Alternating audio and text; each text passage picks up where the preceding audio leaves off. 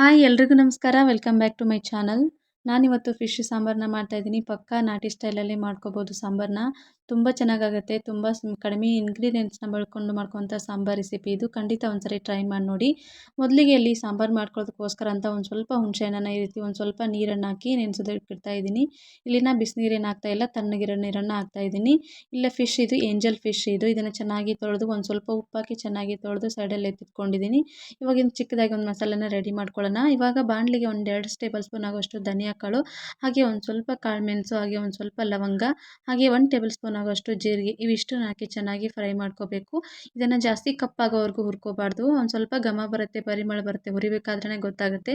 ಅಲ್ಲಿವರೆಗೂ ಇದನ್ನು ಚೆನ್ನಾಗಿ ಫ್ರೈ ಮಾಡಿಕೊಂಡು ಇವಾಗ ಮಿಕ್ಸಿ ಜಾರಲ್ಲಿ ಹಾಕೋತಾ ಇದ್ದೀನಿ. ಇವಾಗ ಅದೇ ಬಾಣಲಿಗೆ ಒಂದು ಸ್ವಲ್ಪ 1 ಟೇಬಲ್ ಸ್ಪೂನ್ ಆಗೋಷ್ಟು ಎಣ್ಣೆನ ಹಾಕಿ ಒಂದು ಸಣ್ಣ ಈರುಳ್ಳಿನ ಈ ರೀತಿ ಉದ್ದುದ್ದಾಗಿ ಕಟ್ ಮಾಡಿ ಹಾಕ್ಕೊಂಡು ಈರುಳ್ಳಿ ಕಲರ್ ಚೇಂಜ್ ಆಗೋವರೆಗೂ ಚೆನ್ನಾಗಿ ಫ್ರೈ ಮಾಡಿಕೊಂಡು ಇವಾಗ 4-5 ಆಗೋಷ್ಟು ಬ್ಯಾಡಗಿ ಮೆಣಸಿನಕಾಯಿನ ಹಾಕಿ ಚೆನ್ನಾಗಿ ಫ್ರೈ ಮಾಡ್ಕೋತಾ ಇದ್ದೀನಿ.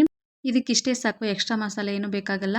ಹಾಕಿರುವಂಥ ಮೆಣಸಿನಕಾಯಿ ಒಂದು ಸ್ವಲ್ಪ ಗರಿ ಗರಿಯಾಗಿವರೆಗೂ ಫ್ರೈ ಮಾಡಿಕೊಂಡು ಇವಾಗ ಸೈಡಲ್ಲೇ ಎತ್ತಿಟ್ಕೊಂಡಿದ್ದೀನಿ. ಇವಾಗ ಅದೇ ಮಿಕ್ಸಿ ಜಾರ್ಗೆ 1 ಕಪ್ ಆಗೋಷ್ಟು ನಾನಿಲ್ಲಿ ತೆಂಗಿನಕಾಯಿನ ಹಾಕ್ತಾಯಿದ್ದೀನಿ. ಹಾಗೆ ಫ್ರೈ ಮಾಡಿ ಇಟ್ಕೊಂಡಿರುವಂಥ ಈರುಳ್ಳಿ ಹಾಗೆ ಮೆಣಸಿನಕಾಯಿನ ಹಾಕಿ ಇದಕ್ಕೆ ಬೇಕಾಗುವಷ್ಟು ನೀರನ್ನು ಹಾಕಿ ಚೆನ್ನಾಗಿ ಗ್ರೈಂಡ್ ಮಾಡ್ಕೊಂಡು ಬರಬೇಕು. ಇದಕ್ಕೆ ಎಕ್ಸ್ಟ್ರಾ ಏನೂ ಹಾಕೋದು ಬೇಕಾಗಿಲ್ಲ.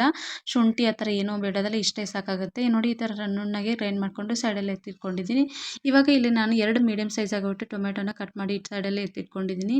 ಇವಾಗ ಬಾಣಲಿಗೆ ಒಂದು ಸ್ವಲ್ಪ ಎಣ್ಣೆನ ಹಾಕಿ ಇದರಲ್ಲಿ ಶುಂಠಿ ಮತ್ತು ಬೆಳ್ಳುಳ್ಳಿನ ರೀತಿ ಚೆನ್ನಾಗಿ ಕ್ರಷ್ ಮಾಡಿ ಹಾಕ್ತಾ ಇದ್ದೀನಿ. ನೀವು ಪೇಸ್ಟ್ ಕೂಡ ಹಾಕೋಬೋದು. ಈ ರೀತಿ ಹಾಕಿ ಕುಟ್ಟಿ ಹಾಕೋದ್ರಿಂದ ಫ್ಲೇವರ್ ಚೆನ್ನಾಗಿರುತ್ತೆ. ಬೆಳ್ಳುಳ್ಳಿ ಕಲರ್ ಚೇಂಜ್ ಆದಮೇಲೆ ಇದಕ್ಕೆ ಕಟ್ ಮಾಡಿರೋಂಥ ಟೊಮೆಟೊನ ಹಾಕಿ ಚೆನ್ನಾಗಿ ಫ್ರೈ ಮಾಡ್ಕೋಬೇಕು.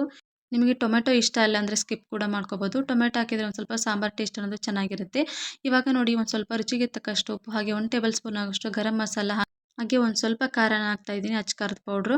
ನಾವು ಆಲ್ರೆಡಿ ಮಸಾಲೆ ರುಬ್ಕೊಳ್ಳೋದಕ್ಕೋಸ್ಕರ ಅಂತ ಮೆಣಸಿನ್ಕಾಯಿ ಹಾಕಿರ್ತೀವಿ ನೋಡಿ, ಹಾಗಾಗಿ ಖಾರನ ನೋಡ್ಕೊಂಬಿಟ್ಟು ಅಡ್ಜಸ್ಟ್ ಮಾಡ್ಕೊಂಬಿಟ್ಟು ನಾವು ಖಾರನ ಬಳಸ್ಬೋದು. ಇಲ್ಲಿ 1 ಟೇಬಲ್ ಸ್ಪೂನ್ ಆಗೋಷ್ಟು ಸ್ವಲ್ಪ ಅರಿಶಿನ ಹಾಕಿ ಚೆನ್ನಾಗಿ ಫ್ರೈ ಮಾಡ್ಕೊಂಡಿದ್ದೀನಿ. ಈ ಟೊಮೆಟೊ ಸಾಫ್ಟ್ ಆಗೋರು ಫ್ರೈ ಮಾಡ್ಕೋಬೇಕು. ಇವಾಗ ರುಬ್ಬಿರುವಂಥ ಮಸಾಲೆ ಹಾಗೆ ಅದೇ ಜಾರ್ಗೆ ಒಂದು ಸ್ವಲ್ಪ ನೀರನ್ನು ಹಾಕಿ ಚೆನ್ನಾಗಿ ಫ್ರೈ ಮಾಡ್ಕೋಬೇಕು. ಈ ಹಸಿ ವಾಸನೆ ಹೋಗೋರು ಈ ಮಸಾಲೆ ಎಲ್ಲ ಚೆನ್ನಾಗಿ ಫ್ರೈ ಮಾಡಿಕೊಂಡು ಎಣ್ಣೆ ಬಿಟ್ಕೊಳ್ಳೋರ್ಗೂ ಚೆನ್ನಾಗಿ ಫ್ರೈ ಮಾಡ್ಕೋಬೇಕು. ನಾವು ಆಲ್ರೆಡಿ ಈರುಳ್ಳಿನ ಫ್ರೈ ಮಾಡಿ ಎಣ್ಣೆಯಲ್ಲಿ ಫ್ರೈ ಮಾಡಕೊಂಡಿರ್ತೀವಿ ನೋಡಿ, ಹಾಗಾಗಿ ಹಸಿ ವಾಸನೆ ಅಂತ ಏನು ಜಾಸ್ತಿ ಅನಿಸೋದಿಲ್ಲ. ಈ ರೀತಿ ಚೆನ್ನಾಗಿ ಮಿಕ್ಸ್ ಮಾಡಿಕೊಂಡು ಲೋ ಟು ಮೀಡಿಯಮ್ ಫ್ಲೇಮಲ್ಲಿ ಚೆನ್ನಾಗಿ ಫ್ರೈ ಮಾಡಿಕೊಂಡ್ರೆ ಈ ರೀತಿ ಆಯಿಲನ್ನು ಸಪ್ರೇಟ್ ಆಗಿರುತ್ತೆ. ಈ ರೀತಿ ಆದರೆ ಮಸಾಲೆ ಎಲ್ಲ ಕರೆಕ್ಟಾಗಿ ಬೆಂದಿದೆ ಅಂತ ಅರ್ಥ. ನೋಡ್ತಾ ಇರ್ಬೋದು, ಗೊತ್ತಾಗುತ್ತೆ. ಇವಾಗ ಆಲ್ರೆಡಿ ಎಲ್ಲ ಆಯಿಲೆಲ್ಲ ಸಪ್ರೇಟ್ ಆಗಿರುತ್ತೆ. ಈ ರೀತಿ ಚೆನ್ನಾಗಿ ಫ್ರೈ ಮಾಡ್ಕೋಬೇಕು. ಇವಾಗ ನಿಮಗೆ ಸಾಂಬಾರು ಎಷ್ಟು ಬೇಕೋ ನೋಡಿ ಅಷ್ಟನ್ನು ನೀರನ್ನು ಸೇರಿಸ್ಕೋಬೇಕು. ಕೆಲವರಿಗೆ ಸಾಂಬಾರು ಜಾಸ್ತಿ ಇಷ್ಟ ಆಗುತ್ತೆ, ಹಾಗಾಗಿ ಅವರು ನೀರನ್ನ ಸ್ವಲ್ಪ ಜಾಸ್ತಿ ಹಾಕೋಬೋದು. ನಾನಿಲ್ಲಿ ನೀರನ್ನ ಸೇರಿಸ್ಕೊಂಡು ಒಂದ್ಸರಿ ಮಿಕ್ಸ್ ಮಾಡಿಕೊಂಡು ಇವಾಗ ಇಲ್ಲಿ ಹುಣಸೆಹಣ್ಣಿನ ರಸನ ಹಾಕೋತಾ ಇದ್ದೀನಿ. ಈ ಹುಣಸೆಹಣ್ಣು ಹಾಕೋದ್ರಿಂದ ಈ ಸಾಂಬಾರು ಟೇಸ್ಟ್ ತುಂಬಾ ಚೆನ್ನಾಗಿರುತ್ತೆ. ಈ ಹುಣಸೆಹಣ್ಣಿನ ರಸನ ಹಾಕ್ಕೊಂಡು ಈ ರೀತಿ ಚೆನ್ನಾಗಿ ಒಂದ್ಸರಿ ಮಿಕ್ಸ್ ಮಾಡಿಕೊಂಡು ನೀರು ಉಪ್ಪೆಲ್ಲ ಸೇರಿಸಿರ್ತೀನಿ ನೋಡಿ, ಒಂದ್ಸಲಿ ಉಪ್ಪು ಅಥವಾ ಖಾರನ ಚೆಕ್ ಮಾಡ್ಕೋಬೇಕು. ನನಗೆ ಉಪ್ಪು ಸ್ವಲ್ಪ ಕಡಿಮೆ ಅನಿಸ್ತು, ಹಾಗಾಗಿ ಉಪ್ಪನ್ನು ಸೇರಿಸ್ಕೊಂಡು ಒಂದ್ಸರಿ ಮಿಕ್ಸ್ ಮಾಡಿಕೊಂಡು ಈ ರೀತಿ 1 ಅಥವಾ 2 ಕುದಿ ಕುದಿಸ್ಕೊಂಡ್ಬಿಟ್ರೆ ಸಾಂಬಾರು ರೆಡಿಯೇ ಆಗಿಬಿಡುತ್ತೆ. ಲಾಸ್ಟಲ್ಲಿ ಒಂದು ಸ್ವಲ್ಪ ಕೊತ್ತಂಬರಿನ ಕಟ್ ಮಾಡಿರೋಂಥ ಕೊತ್ತಂಬರಿ ಹಾಕೊಂಡ್ಬಿಟ್ರೆ ಸಾಂಬಾರು ರೆಡಿ ಆಗುತ್ತೆ. ಇನ್ನು ಮೇನ್ ಇಂಗ್ರೀಡಿಯೆಂಟ್ಸ್ ಅಂದರೆ ಫಿಶ್ಶು.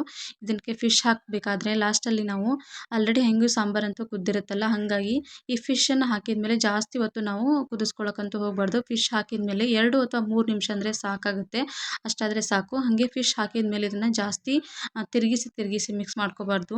ಈ ರೀತಿ ಲೈಟಾಗಿ ಹಾಕ್ಕೊಂಡು ಸ್ವಲ್ಪ ಜಂಟ್ಲಿಯಾಗಿ ಸ್ವಲ್ಪ ಮಿಕ್ಸ್ ಮಾಡ್ಕೊಂಡ್ಬಿಟ್ರೆ ಸಾಂಬಾರು ಅನ್ನೋದು ಫಿಶ್ ಅನ್ನೋದು ಚೆನ್ನಾಗಿ ಬೆಂದಿರುತ್ತೆ. ಸಾಂಬಾರು ಕೂಡ ತುಂಬಾ ಚೆನ್ನಾಗಿರುತ್ತೆ. ಖಂಡಿತ ಒಂದ್ಸರಿ ಟ್ರೈ ಮಾಡಿ ನೋಡಿ. ನಾನು ಇವೆಲ್ಲ ಫಿಶನ್ನು ಹಾಕ್ಕೊಂಡು ಒಂದ್ಸರಿ ಚೆನ್ನಾಗಿ ಮಿಕ್ಸ್ ಮಾಡಿಕೊಂಡು ಈ ರೀತಿ ಮೇಲ್ಗಡೆ ಮುಚ್ಚಳನ ಮುಚ್ಚಿಬಿಟ್ಟು 2ರಿಂದ 3 ನಿಮಿಷ ಕುದಿಸ್ಕೊಂಡ್ಬಿಟ್ರೆ ಫಿಶ್ ಅನ್ನೋದು ಚೆನ್ನಾಗಿನೇ ಬೆಂದ್ಬಿಟ್ಟಿರುತ್ತೆ, ಸಾಫ್ಟಾಗಿರುತ್ತೆ. ನೋಡ್ತಾ ಇರ್ಬೋದು.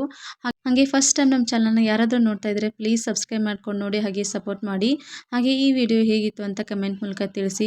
ಈ ರೀತಿ ಒಂದ್ಸರಿ ಸಾಂಬಾರನ್ನ ಮಾಡಿಕೊಡಿ, ತುಂಬಾ ಚೆನ್ನಾಗಿರುತ್ತೆ. ತುಂಬ ಸಿಂಪಲ್ಲಾಗಿ ಮಾಡ್ಕೋಬೋದು. ಕಡಿಮೆ ಸಾಮಗ್ರಿಗಳನ್ನ ಬಳಸ್ಕೊಂಡು ಮಾಡ್ಕೊಳ್ಳೋಂಥ ಫಿಶ್ ಸಾಂಬಾರು ಇದು.